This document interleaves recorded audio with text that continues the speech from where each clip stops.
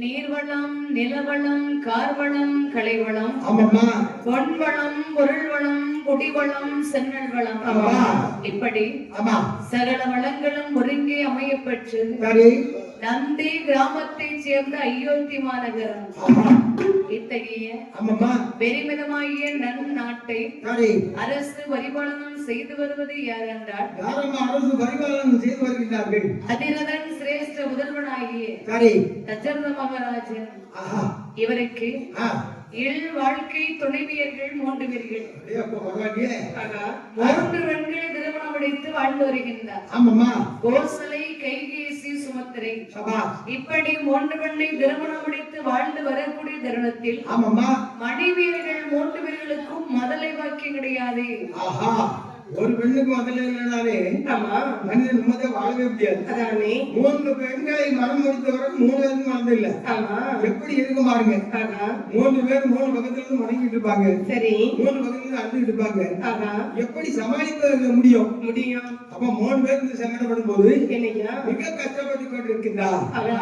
குழந்தை இல்லாத குறை மனைவியர்கள் மன்னரிடம் சொல்ல மன்னனாகிய தசரத மன்னன் தன்னுடைய குருவாகி வசிஷ்ட மகா முனிவரிடத்தில் முறையிட வசிஷ்ட மகா முனிவரினால் கலை கோட்டு மாமணிவரை அயோத்தி நகரத்திற்கு அழைத்து வந்து புத்திர காமேஷ்டி யாகம் செய்ய தொடங்கினார்.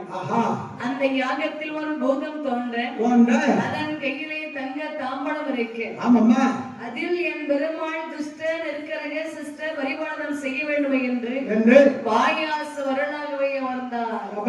இதை வசிஷ்டரிடம் கொடுத்து விட்டு பூதம் மறைந்து விட்டது. அதை வாங்கிய வசிஷ்டர் இதை கொண்டு உன்னுடைய மனைவியர் 3 பேருக்கும் கொடு. அப்படி ஆகட்டும் ஐயா. கொடுத்தால் கட்டாயமாக குழந்தை வாக்கியம் கிடைக்கும் அப்பா. நல்லது என்று அப்படியே அந்த பாயாச பொருளை வாங்குகின்றார். தசரத மன்னன் மனைவிமார்களுக்கு கொடுக்கின்றார். அம்மா கோசலை, இதோ எடுத்து சாப்பிட்டுக்கோ. அம்மா கைகேசி, இதோ நீ எடுத்து சாப்பிட்டுக்கோ. சுமத்திரை, இதோ நீ எடுத்து சாப்பிட்டுக்கோ என்று 3 பெண்களுக்கும் கொடுத்து கொண்டிருக்கிறார்கள். வாங்கி உட்கொண்ட 3 மனைவியர்களும் 4 பாலகர்களை வென்றெடுத்தார்கள். கோசலாதேவி ராமனையும், கைகேசி பரதனையும், சுமத்திரை சத்ருகான் லட்சுமணனை வென்றெடுத்தார்.